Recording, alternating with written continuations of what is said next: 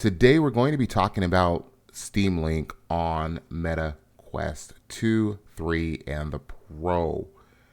This is insane to me. This is crazy, super exciting for me.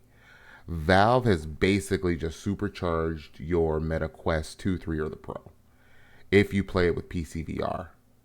So, and basically what I mean by that is they have completely streamlined the process from getting onto your Quest into PC VR.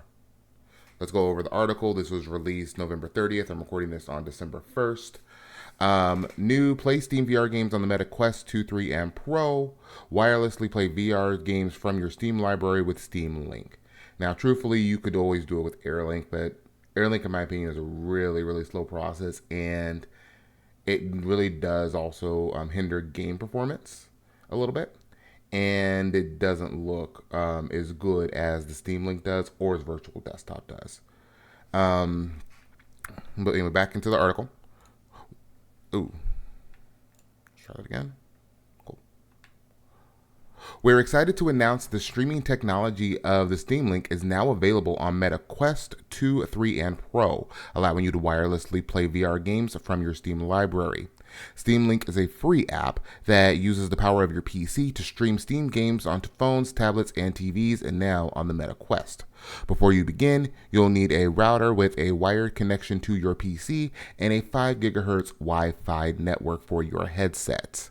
Getting started, make sure Steam and Steam VR are installed onto your PC. You may need to restart Steam to confirm that you're loading the latest versions of Steam and Steam VR. Connect your headset to the same network as your PC. Download the free Steam Link app to your headset from the Meta Quest. The app will walk you through wirelessly connecting to your computer on your headset. Minimum requirements before you start: make sure you have a router with a wired connection to your PC, a 5 GHz Wi-Fi network for your headset, a GPU, preferably NVIDIA GTX 970 or better.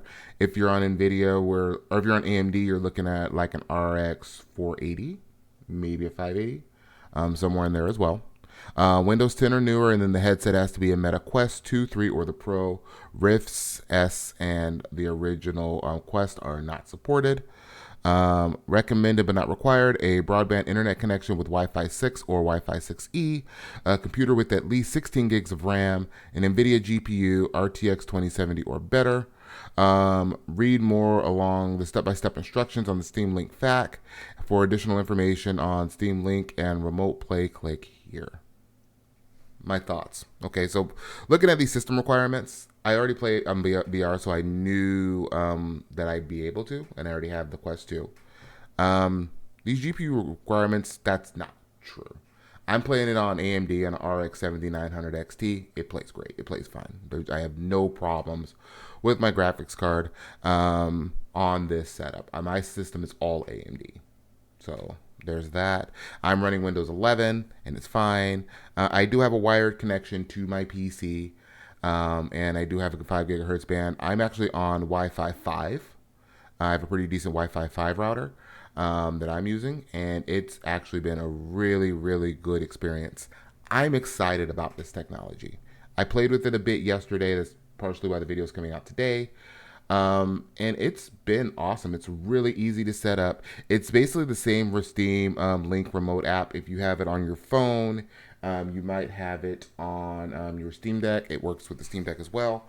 This is the original Steam Link. Ooh, if I don't hit that, it's the same app. It's the same technology that's in your phone when you use the Steam Link app, or when you use the original Steam Link hardware, which is what I have right here.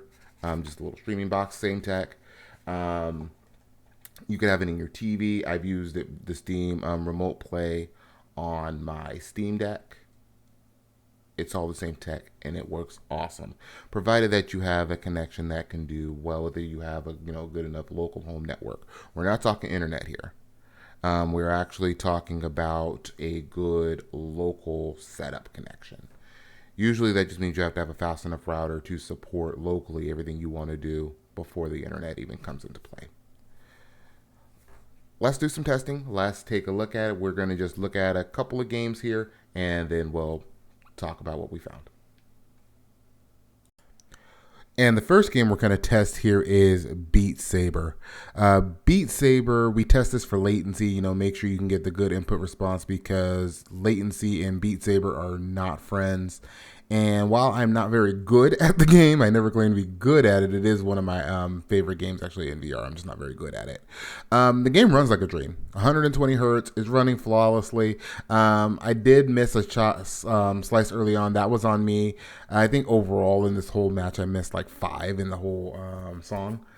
But it runs great. That wasn't on me. It's not on my PC. Nothing. It was just like I said. Yeah, it was my fault.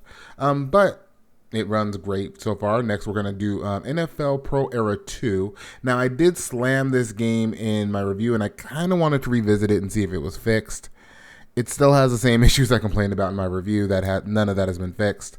But just like before, it ran like a dream at 120 hertz. So that's one thing. You know, if they can fix some of those gameplay mechanic things where you see just people being out of place, like there's the offensive lineman on the left right there, just completely out of place. And I ended up having to just kind of rush throw the ball before I got sacked because I didn't have any protection.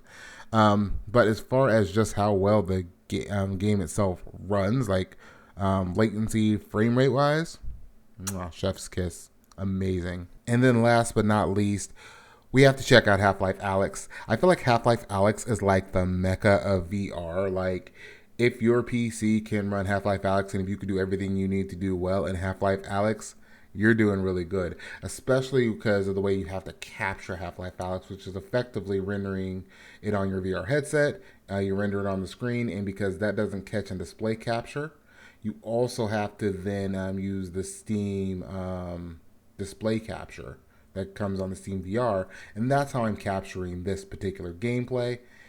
And that's why you're seeing the stutters there, because there's literally 3 renders of it. And even with all of that, it still runs pretty darn well. You'll still see it's at 119, 120 frames per second. The lines are still pretty solid, pretty even. There's the occasional load spike here and there, but in general, I'm really happy with the performance I'm seeing here. Those are the only games I've recorded for testing. Now, I did try Arizona Sunshine a little bit, and I think that might just be my network today because I was just seeing a lot of network latency in general, just with even any game. But I did notice that with Arizona Sunshine, though the frame rate was on point. So I think it really was my PC and my network. So in closing, I actually really like this. This is going to be my new go-to option for Steam, or for my Quest, for VR on my Quest 2. Now, I've seen questions. I think the number one thing is, and the most biggest comment I've seen is people talking about virtual desktop. This isn't a replacement for virtual desktop. Virtual desktop is awesome. I love virtual desktop, especially the controller emulation. I think virtual desktop still has a very important role to play in PC VR. I do think this is better than AirLink, and I think this is a replacement for AirLink. This makes me not want to touch AirLink ever again. It does, like the Steam Link does have its faults here and there. Nothing's perfect. I'm hoping that they fix, there's an issue that I'm seeing. Some games I can't get the controller to work, specifically in Hellsweeper VR. It doesn't even see my controllers anymore when I use Steam Link. The games also are a little bit darker. And while the games don't run as well as they do, or don't look as good as they do, rather, with virtual desktop, in my opinion, I tend to feel and see less latency. I see less latency on the Steam Link. So it's kind of a pick your poison. I think both, like I said, have their place. I haven't seen any of the performance degradation with Steam Link like I used to see with AirLink. And we don't have to worry about Meta breaking Steam Link because Meta has a tendency to break AirLink and even cable option that you can use with just the Quest PC VR that they support. They break all the time. That's what made me start using virtual desktop. And now that I have this one-click solution that kind of does everything and it just works, I plan to be using that one as my go-to to get directly into Steam because it just opens up as soon as I turn on my VR headset. And that is awesome. Let me know what you guys think in the comments below. Of course, if you're new to my channel, I'd love to have you subscribe. Hit that like button, share with a friend. It really does help a lot. I'll talk to you guys next time, and thanks for watching.